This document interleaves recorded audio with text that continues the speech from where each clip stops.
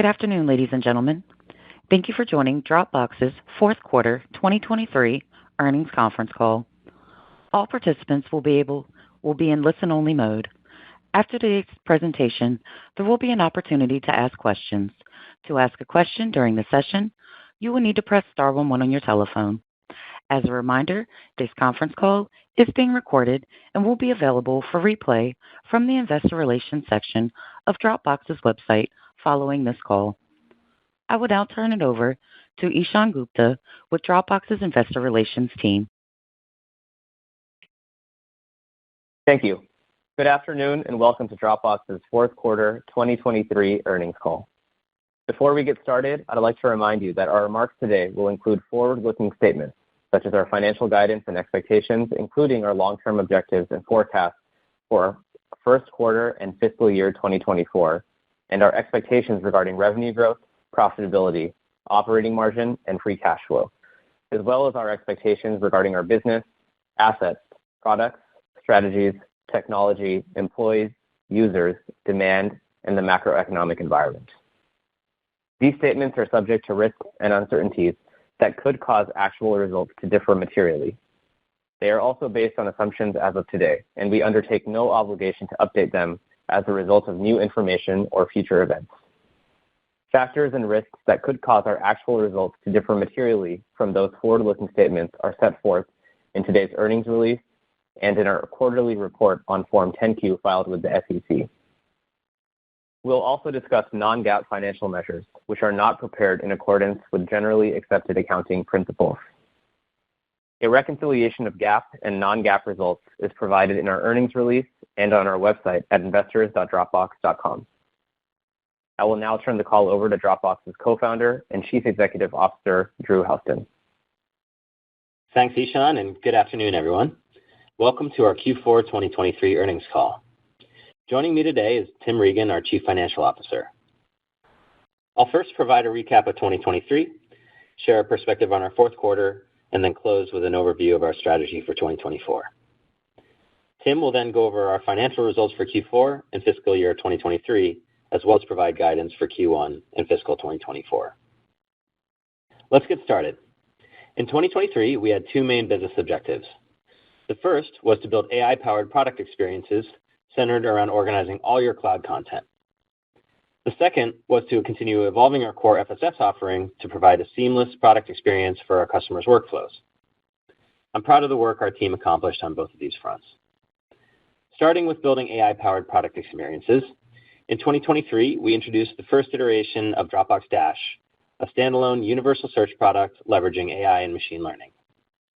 With more of our work spread across hundreds of tabs in a browser, knowledge workers are spending far too much time just finding what they need to do their work, particularly in this new world of distributed work. Dash connects all of your apps, tools, and content in a single search bar, so it's easy to find everything you need in one place, regardless of where it lives. And because Dash is powered by machine learning, it learns about you and your priorities the more you use it.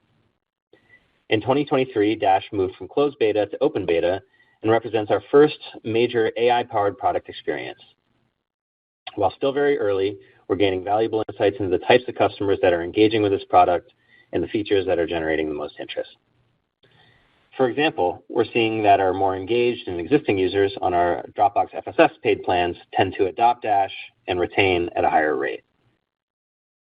We also made significant progress against our second objective of evolving our core FSS offering to create a better product experience for our customers' workflows. There were several highlights on this front in 2023, including the continued optimizations we made across the platform to reduce churn on a year-over-year basis, improve top of funnel, and ultimately ensure we're delivering the best product experience to our users.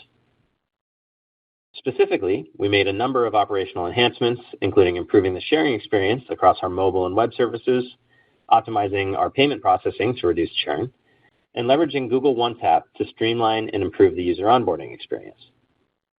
Given the size of our registered base, these changes impact millions of users, and we believe the progress we made in 2023 will strengthen our foundation heading into 2024. Additionally, many of our customers lack awareness of our capabilities beyond storage, often asking us for features that we already have, such as e-signature or document tracking and analytics. And we took several steps in the fourth quarter to address this awareness gap and to provide more value to our customers. We introduced our new web redesign that makes it easier for our users to get the most out of the Dropbox platform, including the ability to sign and send documents and use our video products. We also introduced the first generation of our fully integrated bundled offerings for our Teams customers.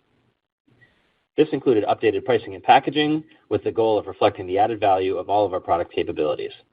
I'll share more on the early results of this initiative in a moment. Along the way, we continue to grow our top line, exceeding the guidance we shared while also achieving record non-GAAP operating margins of over 32%, generating more than $750 million of free cash flow, and returning $540 million back to shareholders in the form of share repurchases. Tim will speak to the financial results in more detail, but I'm proud of our focus on improving the overall profitability profile of our business while still investing in new initiatives and growth opportunities. While there was a lot to be proud of last year, Q4 was a challenging quarter. Some of these challenges were expected. For instance, we continue to see the broader economic backdrop impact both our Teams and document workflow businesses as customers are being more cautious with their spend and exhibiting higher levels of price sensitivity. This resulted in reduced levels of gross new licenses and upsell activity alongside higher churn and downsell.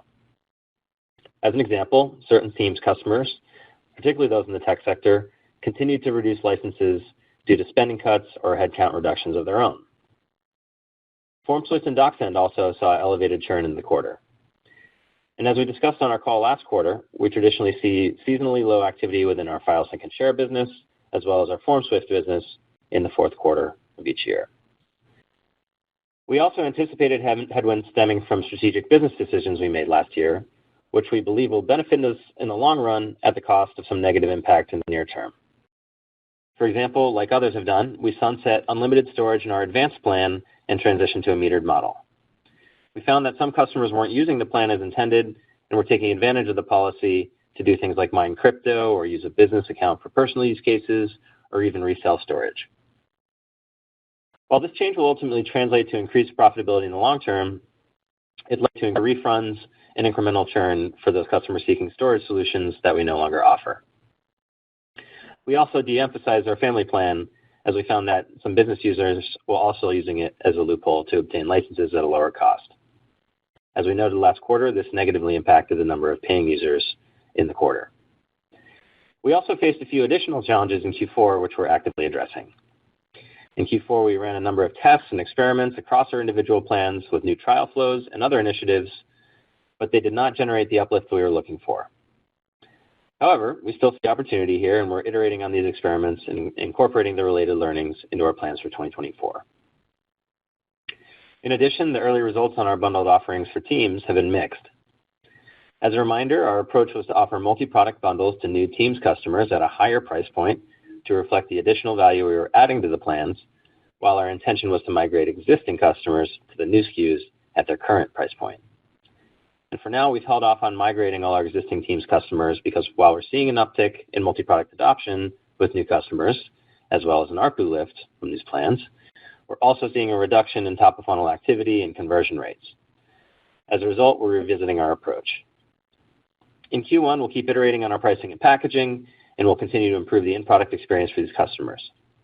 At the same time, we'll refine our marketing approach and our self-serve engine to ensure that we're properly identifying and serving customers that are interested in FSS-only SKUs versus our multi-product SKUs.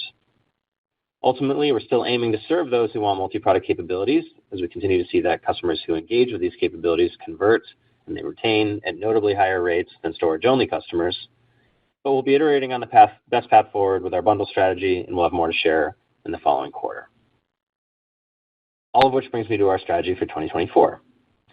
As I've been more hands-on in the business over the last year, I've been refocusing our team and our strategy on the fundamentals of our growth drivers and the quality of our user experience. First, within our file sync and share business, we still see an opportunity to improve the collaborative experience to strengthen the funnel and drive growth. FSS is our largest business line where small improvements can lead to a meaningful financial and customer impact.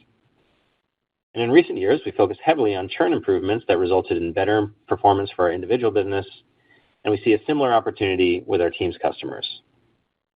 For example, many of the actions conducted by our Teams users today are predominantly solo actions, such as storing and viewing content, as opposed to sharing and commenting on shared content.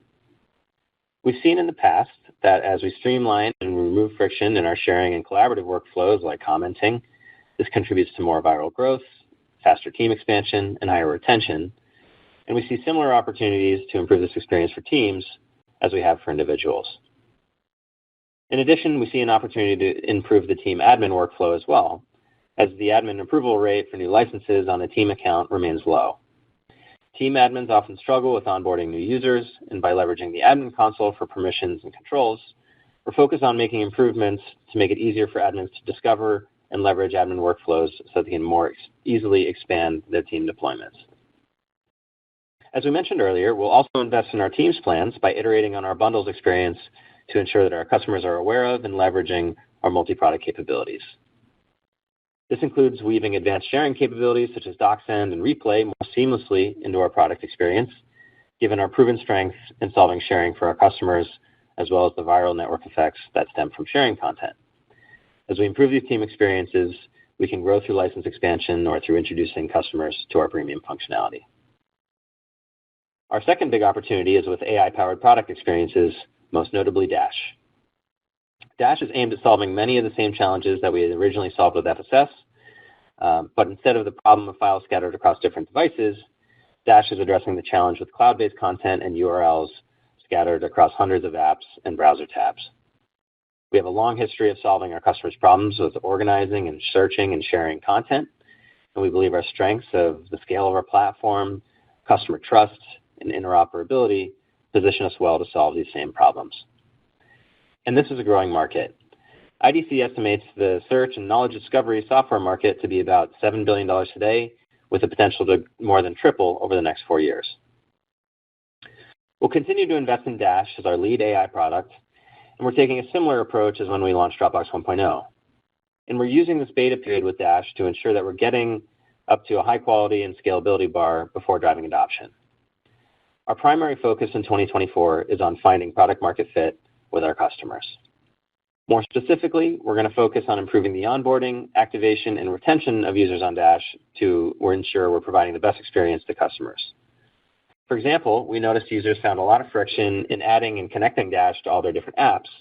So we're making the experience of connecting apps during onboarding smoother so that we can improve activation rates. We're also investing in experiences like Stacks, improving discoverability, improving sharing, and this is critical to creating the type of virality that was essential to Dropbox's growth in the early years.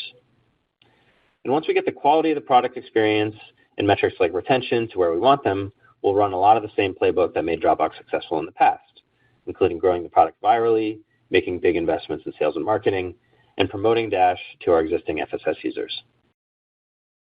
As we shared earlier, we know our customers are often unaware of our capabilities beyond storage.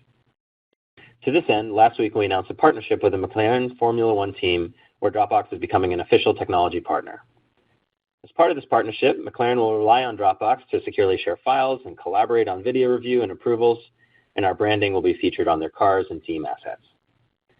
This is an important effort to drive awareness of our latest offerings and educate customers and partners about all the ways that Dropbox can help teams work more effectively together. We have ambitious goals in 2024, and I'm excited to work with our teams to achieve everything we have planned.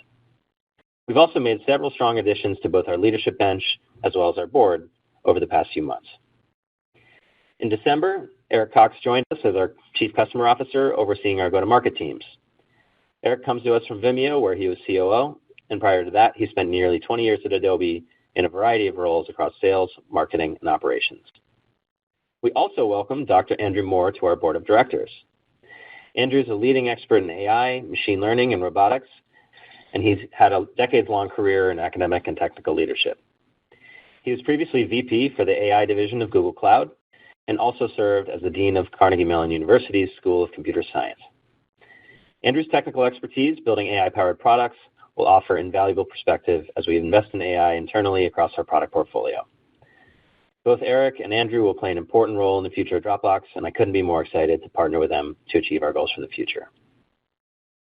In closing, 2023 was a year marked by both successes and challenges, and looking ahead, we're confident that we have the right team in place to execute against our strategy for 2024. This year represents a unique point in our company's evolution. Many of our mature FSS products are seeing slowing growth, and newer products like Dash are still early in their life cycle.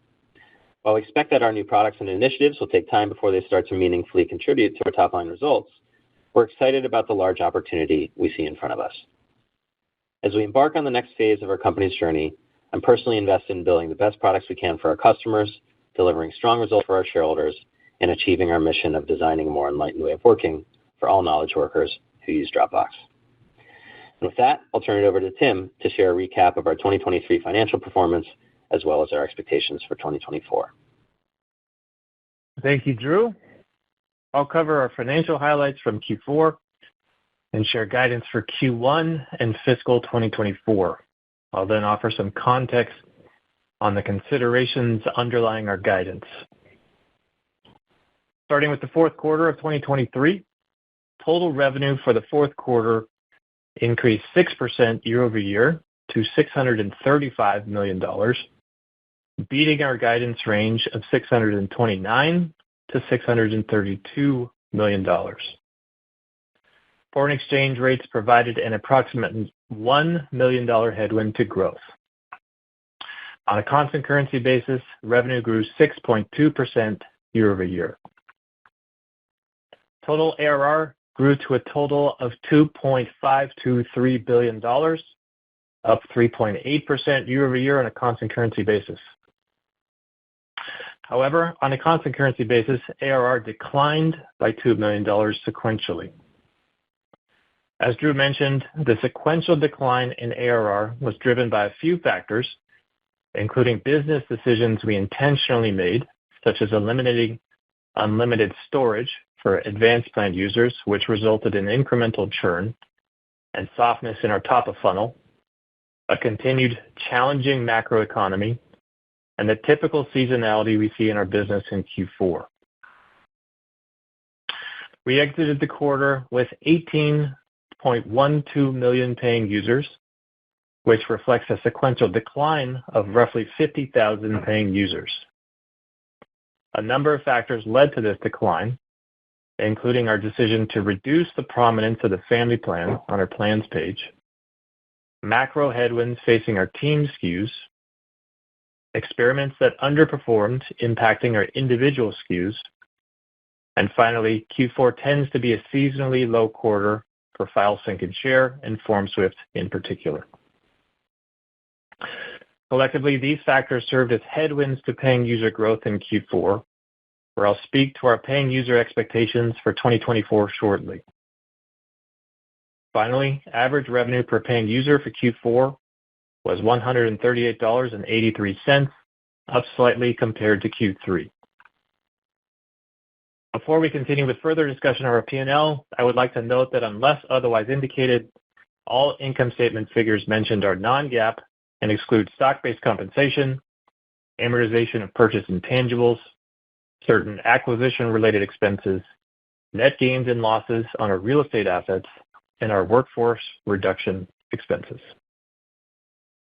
Our non-GAAP net income also excludes the income tax benefit from the release of a valuation allowance on deferred tax assets and includes the income tax effects of the aforementioned adjustments.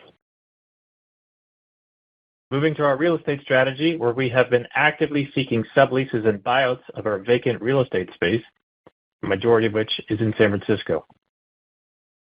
As I mentioned during our last earnings call, in Q4, we executed a buyout with our landlord of approximately 40% of our remaining sublease space in San Francisco for $79 million to be paid over 3 years, beginning with an approximate $28 million payment in the fourth quarter of 2023.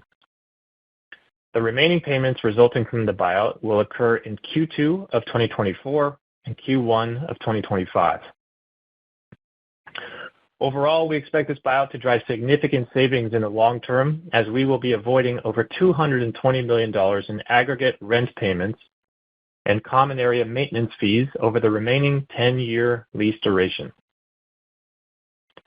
The result of this buyout was a $159 million gain in Q4 2023. The gain represents the reduction to our future lease payments in excess of the sublease income we previously anticipated collecting for this space. And as I previously mentioned, we will continue to actively seek subleases and pursue additional buyouts where we see favorable returns. With that, let's continue with the fourth quarter P&L. Gross margin was 82.3% for the quarter, up 20 basis points on a year-over-year basis. Operating margin was 32.2%, up 200 basis points year-over-year. We beat our Q4 operating margin guidance by nearly a point, driven by our continued focus on being efficient with our spend across the business. I'd note that in Q4, we held both our in-person user conference and we invested in product and brand awareness marketing campaigns, which resulted in a sequential decrease in operating margin. Net income for the fourth quarter was $171 million, which is a 21% increase versus the fourth quarter of 2022, driven by operating income growth. Diluted EPS was 50 cents per share based on 344 million diluted weighted average shares outstanding, which increased compared to 40 cents per share based on 354 million diluted weighted average shares outstanding for the fourth quarter of 2022. Moving on to our cash balance and cash flow. We ended the quarter with cash and short-term investments of $1.4 billion. Cash flow from operations was $200 million in the fourth quarter. Capital expenditures were $10 million during the quarter.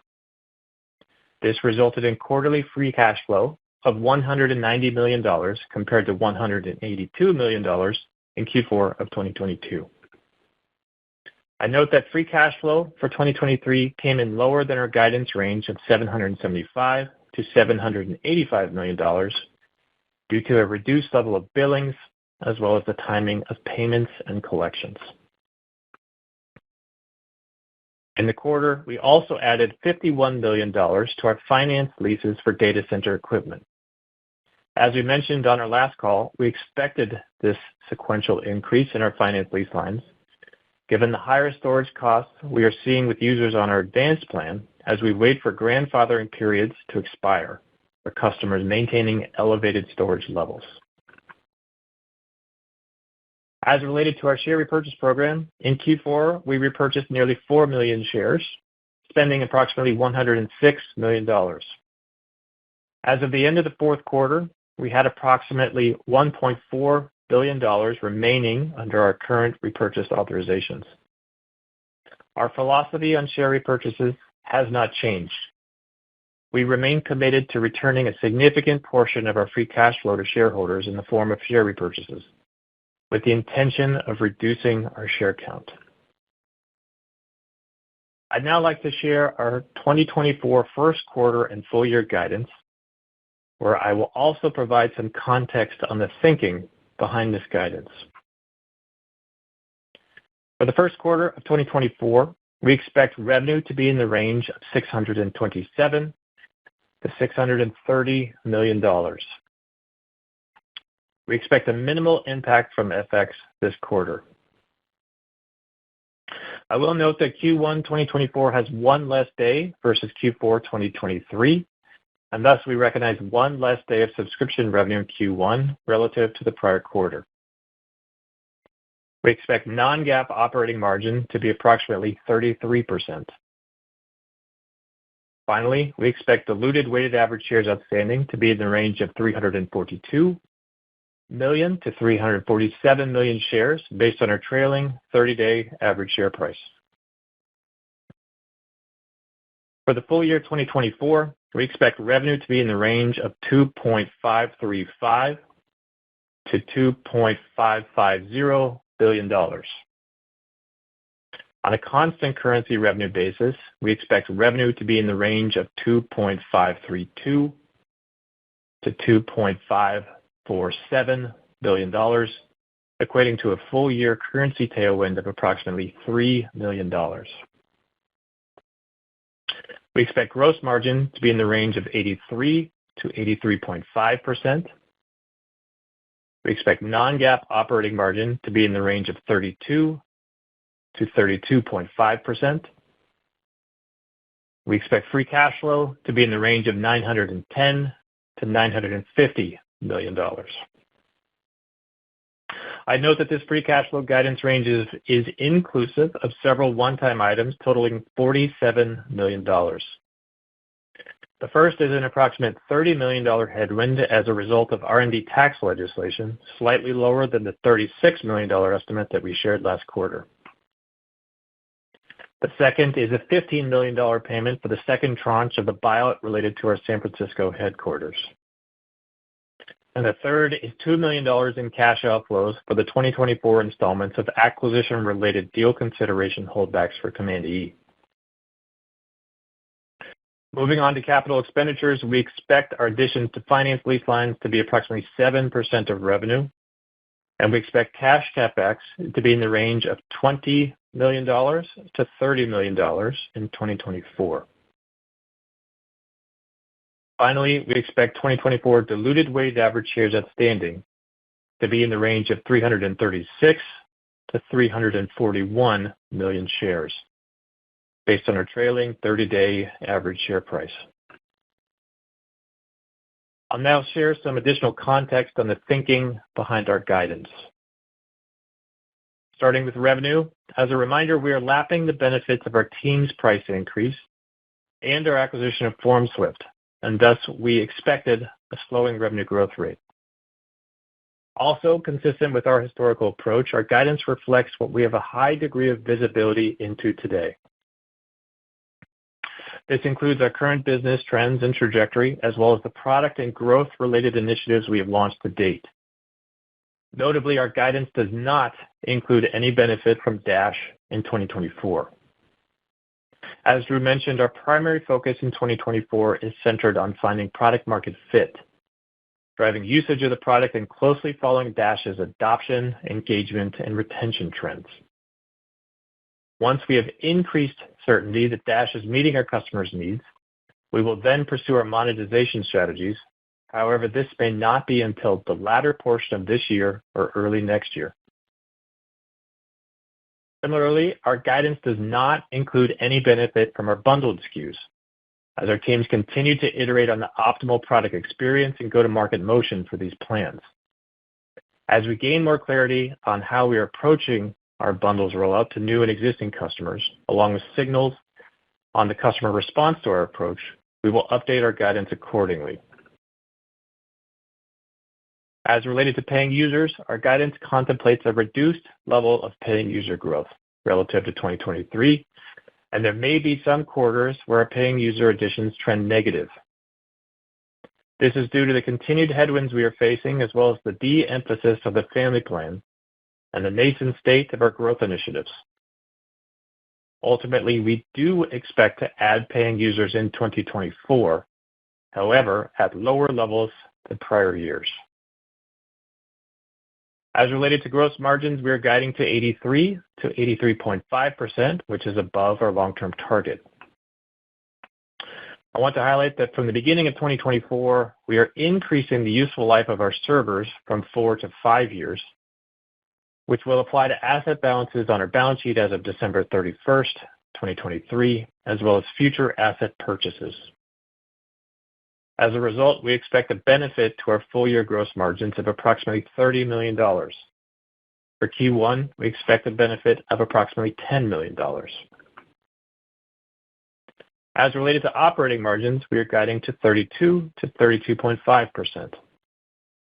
This level of operating margins is above our long-term target and is roughly consistent with our operating margins in 2023.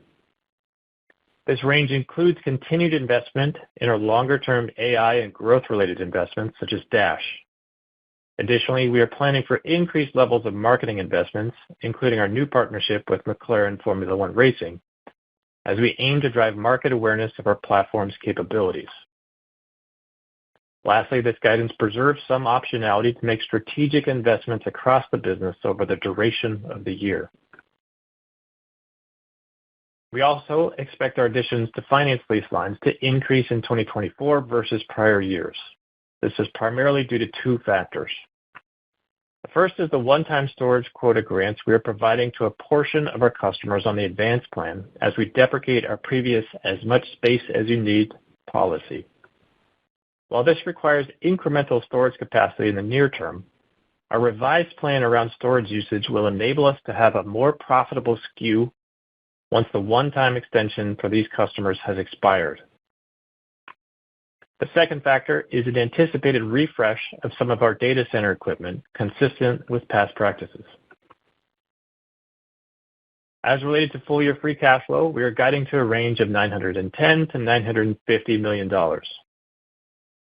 This guidance falls short of our long-term free cash flow target, which we adjusted during a previous earnings call to be roughly $970 million after taking into account headwinds from R&D tax legislation-related payments. And while our guidance range is below this figure, I'd note that we have more than doubled our annual free cash flow since we initially set the target, where I'm proud of the progress we've made. There are several factors driving the shortfall between our guidance and our target, the most prominent being a reduced level of billings associated with our revenue guidance, the incremental FX headwinds we are facing relative to when we first introduced our target, as well as the investments we are making to fuel our future growth in products such as Dash. While we could scale back our investments in Dash to meet our free cash flow target, we do not believe this would be the right long-term decision for the business. These investments in nascent product initiatives, along with decisions such as our San Francisco lease buyout and the changes we made to our advance plan, are putting a short-term strain on our financial trajectory. However, are in line with our primary focus on strengthening the company's long-term position. And while our current level of visibility does fall short of our long-term target, there is still time to draw closer to our free cash flow target through improved product experiences or through identifying additional efficiencies within our operations during the year. In conclusion, we are mindful that we are in a unique period where our core file sync and share business is maturing and our new products are in their early stages. However, our core file sync and share business is still generating growth in revenue and free cash flow, while we also reduce our share count. Concurrently, we are in an exciting new phase in the evolution of our business as we invest in our future in AI-powered areas such as Dash to drive long-term growth. We will make progress on both dimensions in 2024, and we will continue to maintain a disciplined mindset around how we are operating the company to ensure we're not only providing innovative solutions for our customers, but creating value for our shareholders.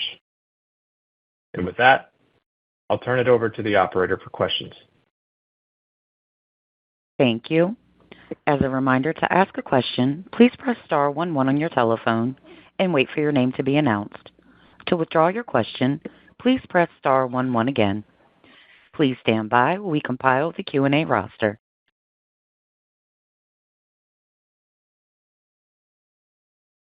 And our first question will come from Rishi Jaluria from RBC Capital Markets.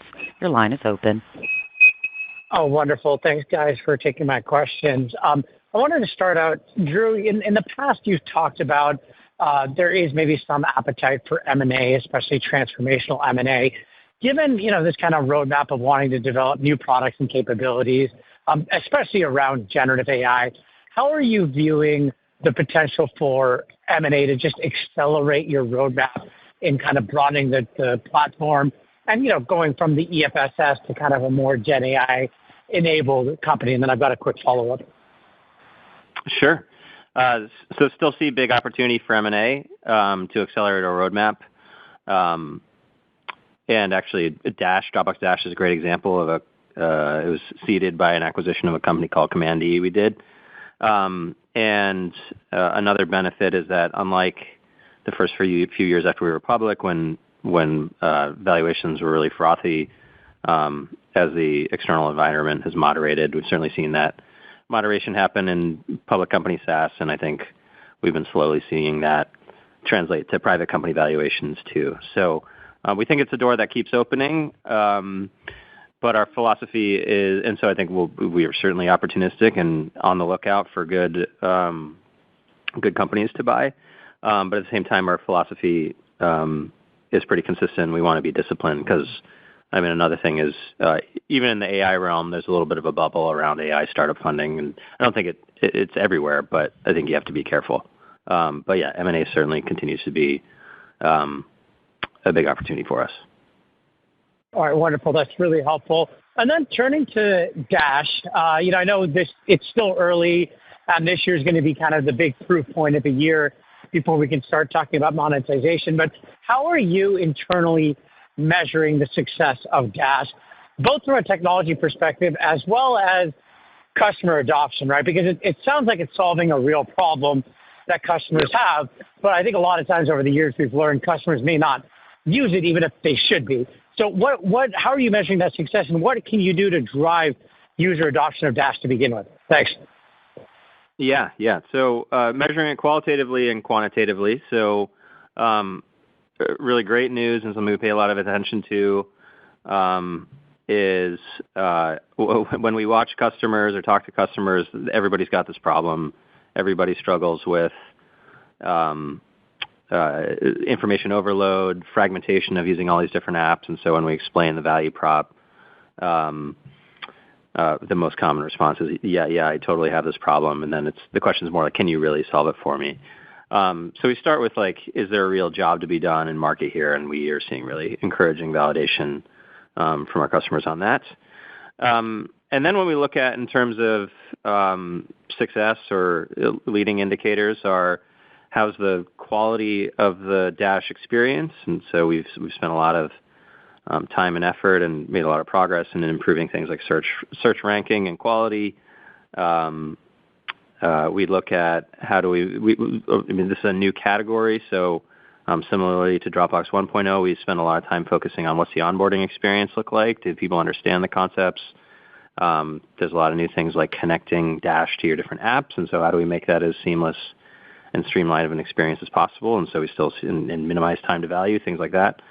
So product quality, onboarding success, engagement generally, retention, and then monetization. And these kind of go, we work on all of them in parallel, but I think you kind of you go through them a little bit in sequence. So first you have a great product, you get the product experience to great, then you sand down rough edges in the onboarding, then you drive engagement, then monetization, or engagement and retention, then monetization, and virality. So we're still in the early innings of that, so I think making progress on all fronts. And yeah, this year we'll continue to open the doors wider and wider to Dash as we scale it up. Really helpful. Thank you so much. Thank you. Our next question will come from Steve Enders from Citi. Your line is open. Hey, great. Thanks for taking the questions here.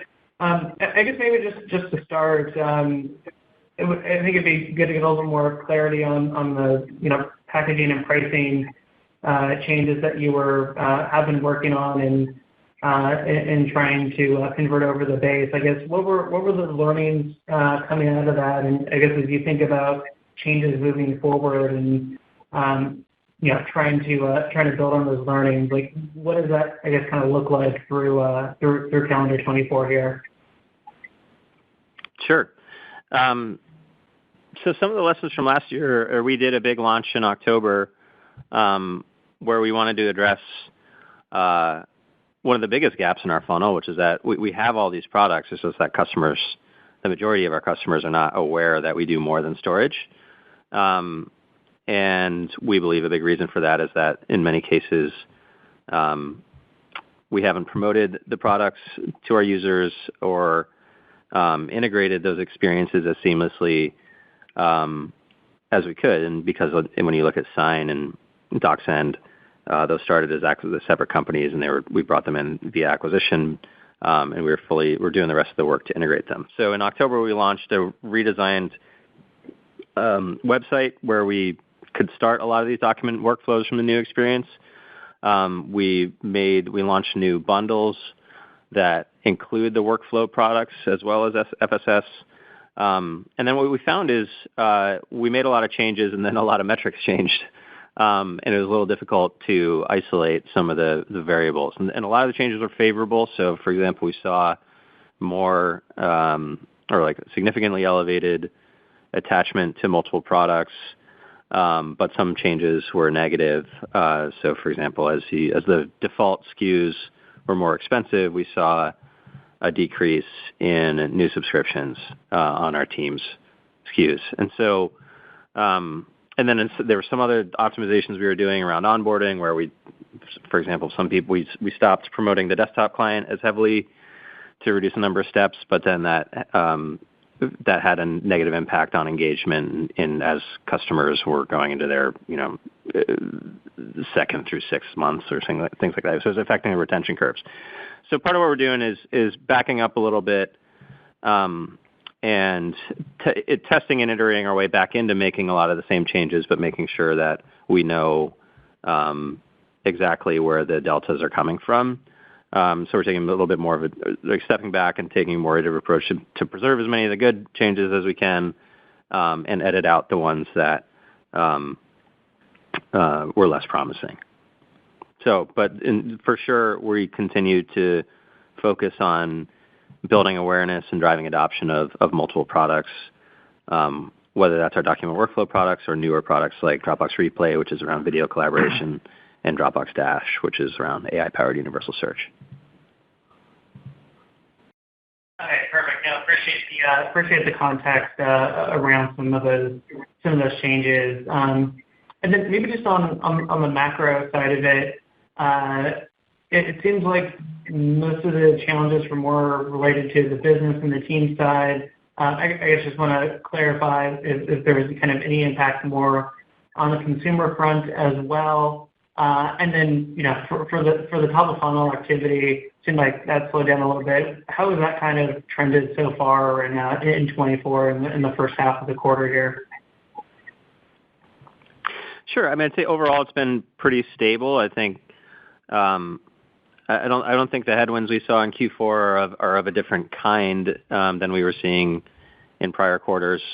It's broadly things, when you look at the Teams business, is mostly driven by customers becoming more price sensitive in general, or something we see often or we saw a lot last year, was as companies or especially tech companies made headcount reductions of their own, then that means fewer SaaS licenses, and so Dropbox is affected by that. And then we've seen more broadly with our document workflow businesses, you look at like the e-signature category, or things like DocSend.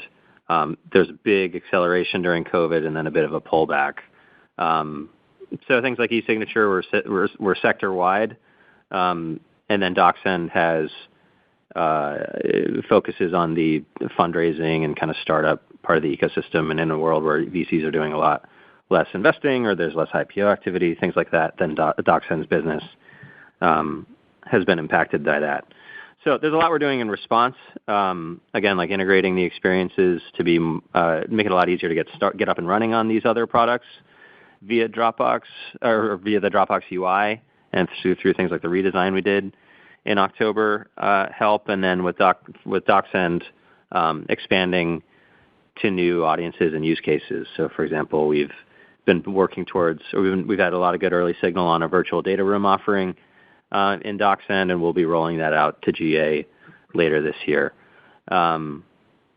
So I'd say there wasn't a lot of change in the shape of the curves. It was more the carrying forward of similar trends. And then we also see in Q4 that there tends to be seasonality in both, or it tends to be a lighter quarter for both FSS and and doc workflow products, especially FormSwift, for different reasons. And then Steve, real quick, this is Tim. I believe you asked about top of funnel activity in the first part of this year. So far, have not seen any material changes. So that's all in line with our guidance, though. That's all been factored in. And we see less of the seasonality effect in Q1. Okay, perfect. Yeah, appreciate the commentary there. So I'll turn back to the queue. Thank you. And our next question will come from Michael Funk from Bank of America. Your line is open. Yeah, thank you for the questions. Couple if I could. So, on the call, you mentioned seat rationalization is one of the factors that you've been seeing the last 12 months or so, specifically software companies, we did see a notable increase in risks across software since the beginning of the year. So can you comment on how much the most recent reductions are factored into your forecast for the year? And if we don't draw a direct correlation between those reductions at customers and the seat rationalization. Sure. So we do factor in what we're seeing across the industry, particularly in that tech vertical, as far as layoffs that we're seeing there, into our guidance. So that's certainly been contemplated. And maybe just to provide a bit more color, we don't formally guide to paying users, but I do expect that we will still add paying users in 2024. I do expect our total additions this year to be less than last year, again, largely due to the de-emphasis of our family plan. And there may be some quarters where we lose paying users, depending on things like the state of the economy, potential churn of larger customers, and the timing of our initiatives. But again, we still expect to add paying users this year. Okay. And then just on the share repurchase plan and the guidance for the share count for the year, trying to run some back-of-the-envelope math here. Does that roughly imply a similar cadence to share repurchase in 24 to what we saw in 2023 absolute dollars? Yeah, I'd say no changes in our philosophy. As far as share repurchase programs, still remain very dedicated to that. We continue to expect to allocate a significant portion of our annual free cash flow to share repurchases with the intention of reducing our share count. And maybe to provide some color on how it is structured, our buyback program buys more shares at lower price points and less shares at higher price points. Again, all reflected in our full-year share count guidance. Great. Hey, thank you so much for the questions. Thank you. And our next question will come from Pat Walravens from Citizens JMP. Your line is open. Oh, great. Thank you. Drew, very big picture, how happy were you with how this business executed in Q4?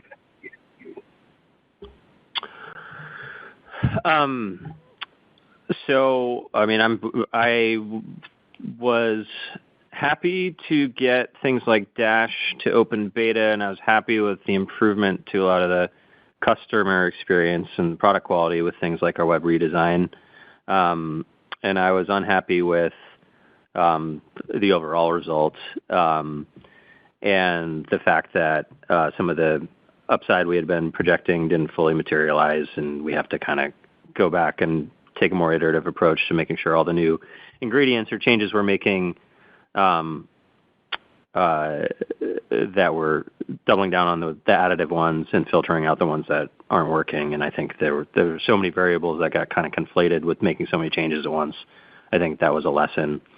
And then some of the lessons around, in a more difficult macro environment, a lot of our customers are more price sensitive. And so when I say we're iterating on pricing and packaging, we want to make sure that as our customers, you used to be able to, or many SaaS companies would just be on a regular clip of price increases, and customers are fine with that.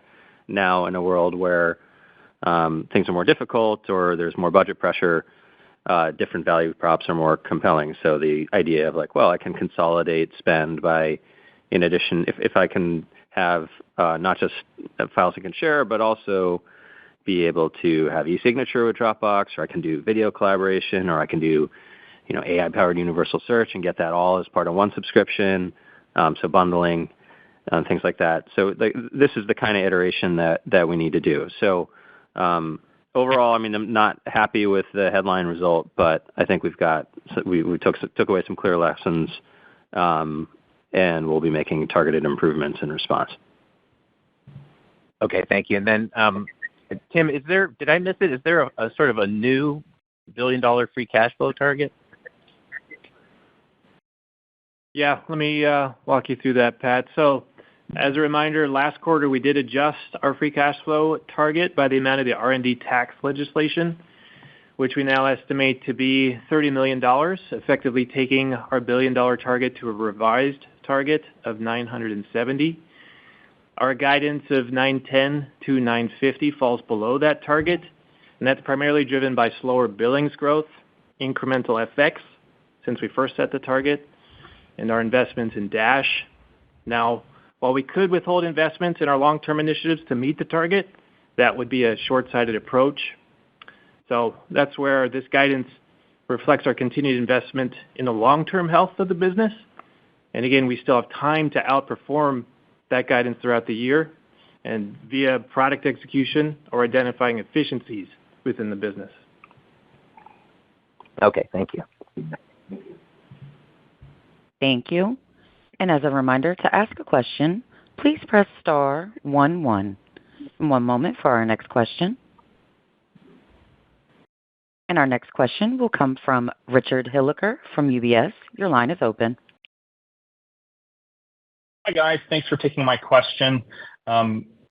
My question's on the R&D line. So I appreciate the exciting opportunity ahead, particularly with Dash and AI. But I guess what I'm wondering is, can you help me understand why we couldn't potentially see more leverage on this R&D line while still investing in AI and these other exciting opportunities?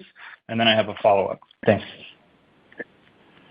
Sure, I'll start. You obviously feel free to jump in. So R&D increased slightly to 25% of revenue. That's primarily due to hiring for our longer-term growth initiatives such as Dash. On that side, these engineers with an AI background typically do command premium compensation and are located in higher cost locations such as the Bay Area and Seattle. So certainly want to make sure that we're focused on investing in these long-term initiatives and that we're funding them at a proper rate. So certainly contemplates an investment on that front. And then maybe just to provide some more color on our overall operating margins, that's between 32 and 32.5%. At the highest level, what we're doing across the business, we will be driving increased efficiencies within our core file sync and share and document workflow businesses. Again, while concurrently investing in long-term growth initiatives such as Dash. We're also going to be investing in marketing to drive product and brand awareness, including our partnership with McLaren Formula One Racing that Drew alluded to.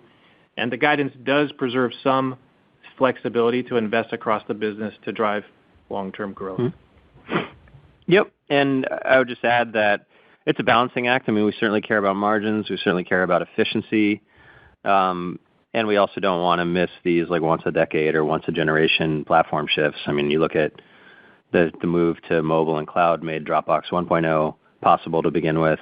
And all the emergence of AI is going to make Dropbox 2.0 possible. And ultimately, I think it's going to be a much larger opportunity, so we don't want to miss that. But that's like the tension we're navigating. I mean, fortunately, we're able to do a lot of these investments within the general envelope that we've provided. So I don't expect there to be like massively different shaped curves. And I think another thing is we've also been reallocating our resources away from less efficient or less promising areas and more towards things like AI and Dash.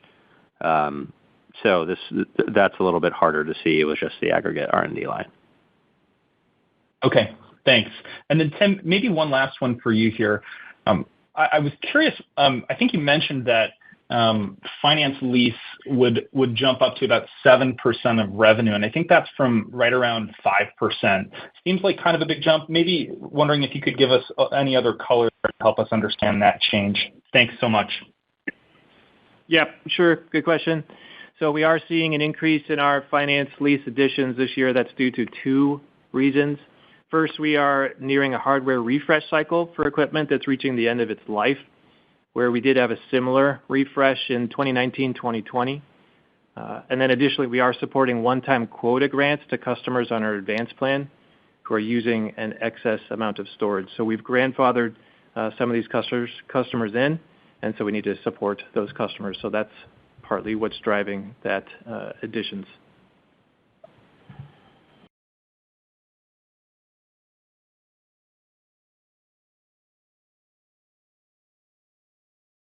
Thank you. Our next question will come from Mark Murphy from JP Morgan. Your line is open. Thank you. Do you notice much of a difference in the signals you're seeing from the very, very smallest businesses, which are, more sensitive to interest rates and banks extending credit, if you compare that to your relatively mid-sized and larger customers within the mix?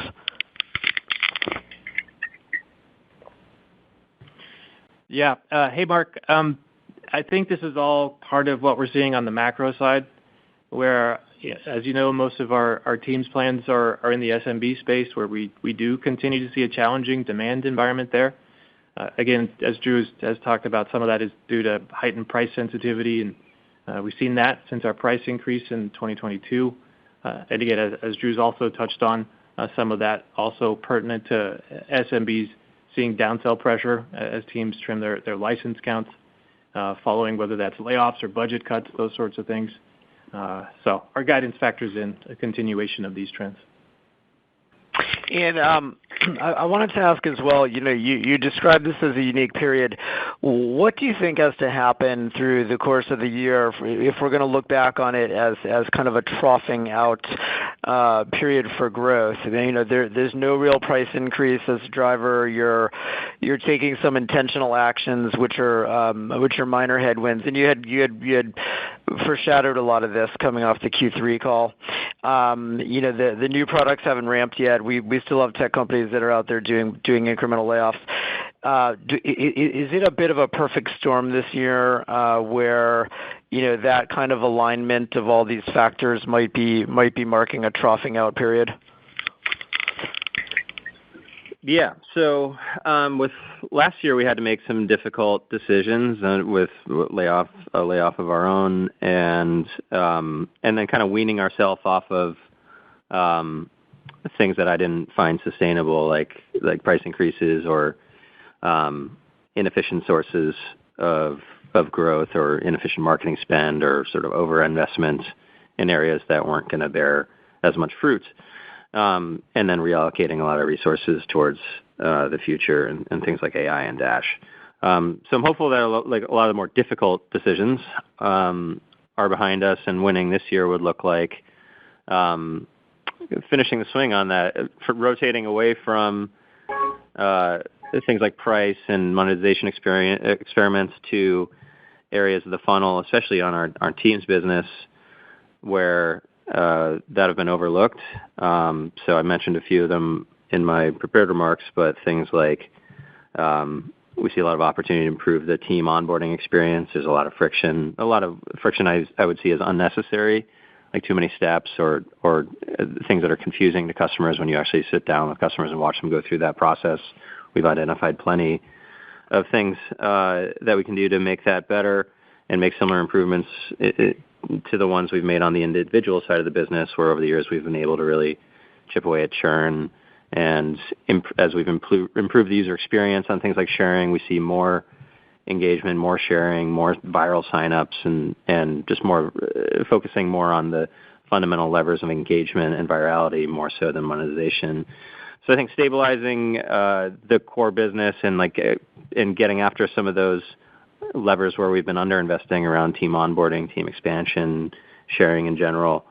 And then the other main goal is getting Dash to true product market fit. So getting it to be great product experience, great retention, smooth onboarding, and bridging from individual use cases like search and organizing your stuff to sharing.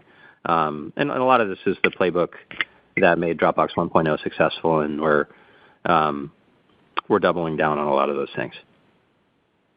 Thank you. Thank you. And our last question will come from Brent Thill from Jefferies. Your line is now open. This is Elan Liani on for Brent Thill. Thanks for taking my question. My first question is just at a high level. Was the demand environment better, worse, or in line with what you saw in 3Q? And I have a follow-up after. Yeah, great question. I'd say it was in line. Have not seen an improvement in macro trends. We've talked a bit about what we saw in our teams business, which stayed rather consistent. We talked about FormSwift, which sees a seasonal low point in the fourth quarter and then tends to rebound in the first quarter as we enter tax season. And then we saw consistent pressure across DocSend and our e-signature categories. DocSend in particular continues to see headwinds in the fundraising space. So a lot of consistency in what we have been seeing, and that has all been extrapolated into our guidance for next year as far as a continuation of those trends. Super helpful. And then the second part of my question is just in terms of the monetization of Dropbox Dash. I know it's still early days, but should we expect it to be embedded in the more premium SKUs of the platform, or would it be priced as a separate SKU? Just like high level, how should we think about it? Yeah, it'll be both. So Dash will be available as a standalone subscription, and then there will also be different add-on and bundle options over time. So, and we're still pretty early in terms of signal on monetization. We're focusing on on driving adoption right now. Thanks. Super helpful. Thank you. And this does conclude today's conference call. Thank you for your participation. You may now disconnect. Everyone, have a wonderful day.